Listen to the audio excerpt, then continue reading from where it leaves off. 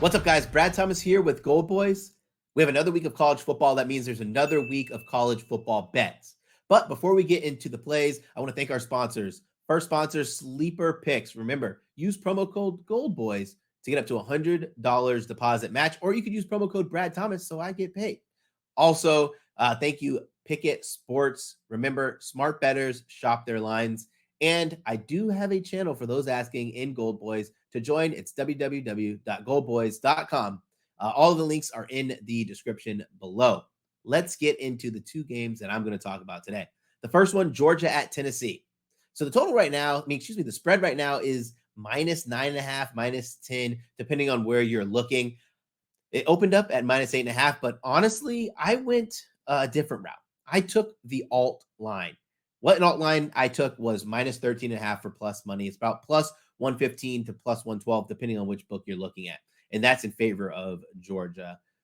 This is a funny game because it's difficult to go to Neyland and blow teams out. It's difficult to go to Neyland and win, as a matter of fact. But I think Georgia has the opportunity to do that. Right now, Georgia, the number one team in the nation for the college football playoff rankings, know that they have their eyes on Alabama and another national champion, the first three-peat national championship since what? My grandparents were playing football.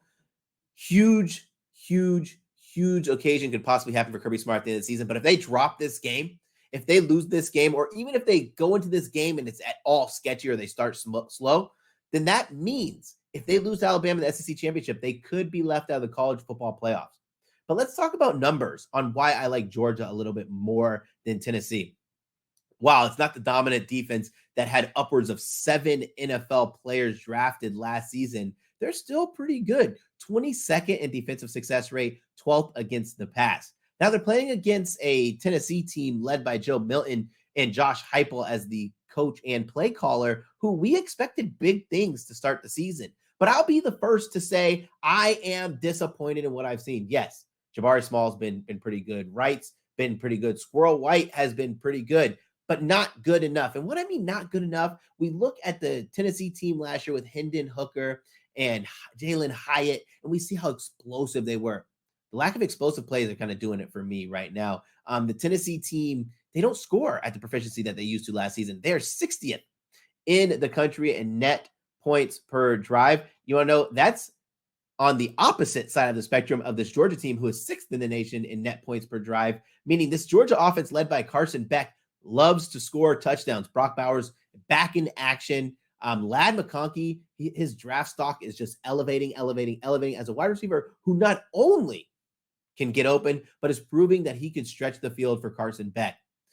If we want to talk about this from a gameplay situation, the reason I'm taking -13.5 instead of -10 is because they're more likely to win this game by 14 to 17 points than they are between 9 to 11 points.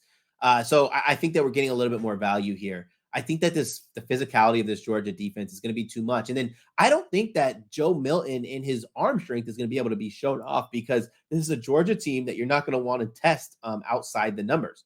So for me, it's Georgia or nothing on here. I went Georgia -13.5. I really like this game. I'm really excited. Again, it's at Neyland. It's going to be difficult to win, but this is one of those games where I have to back the good team, a team who actually legitimately has something to play for, as opposed to Tennessee, who's just trying to elevate their bowl status and determine which bowl game they'll go into. So let's get into the next one. Rutgers at Penn State. Man, I'm sorry. I hate to say I told you so, guys. In our last video, I told you that Michigan was going to cover the -5, but I also told you that Drew Allar would throw for under 1.5 passing touchdowns. It's kind of funny, right? Because I actually was wrong that Drew Allar wouldn't score 2 touchdowns. Luckily, he scored one with his leg, so that doesn't count. But in this game, I'm taking Rutgers team total under 11.5 points. Regardless of the struggles that Penn State has had offensively, lack of explosiveness, lack of being able to move the ball against good defenses, one thing that has been tried and true and showed their defense is legit. Even against Michigan, there were times when I was worried that I would not cover the -5.5 just because of how dominant that defense was. You cannot throw on this secondary. The Penn State Nittany Lions lost Joey Porter Jr. to the draft, and I thought they would plummet as a core unit. But Manny Diaz leading this defense has pretty much sharpened the knives. He's made this team a legitimate threat defensively. And one thing that kind of correlates to what I said about the lack of explosiveness is Penn State is going to control the clock, control the time of possession. They're going to grind it out. And why I say that is because with Drew Allard not really throwing the ball down the field, everything is played in front or it's a running play, which means it's going to milk time off the clock. And Rutgers, led by Gavin Winsett, they're just not good offensively. 87th in the country in offensive success rate. That's 105th on the pass, 59th on the rush. They probably would be lower on the rush if Gavin Winsett didn't take off and run the ball so much. And in the last clip, I talked about the offensive success rate, the net points per drive for the last team in Tennessee being 60. Yeah, Rutgers is 70th. They got shut out by Iowa. Iowa has a great defense, but I actually think Penn State's a little bit stronger. Why I say that? Penn State has actually played more difficult teams. This defense is ranked 6th in defensive success rate. They're ranked 7th in net points per drive. It is a strong unit. And you want to know the last thing that makes me really excited about fading Rutgers here and betting on the Nittany Lions? James Franklin off a loss. James Franklin is one of the best coaches off a loss. You know this Nittany Lions team is going to be tough to score on. They're going to punish their opponents. I think the team who scored the most points on against them was Maryland. They scored 15, went for a 2-point conversion there. This is not baby Tulia Tagovailoa for the Scarlet Knights. It is Gavin Winsett. So for me, I don't think Rutgers scored a touchdown, but if they do, just in case, I'm taking the 11.5, not the 9.5. So yes, give me Rutgers team total under 11.5.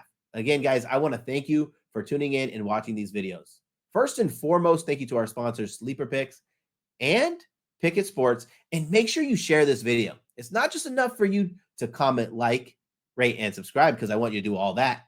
But I want you to share it to your friends, share it on your X pages, share it in your Discords, because we are trying to rob the books.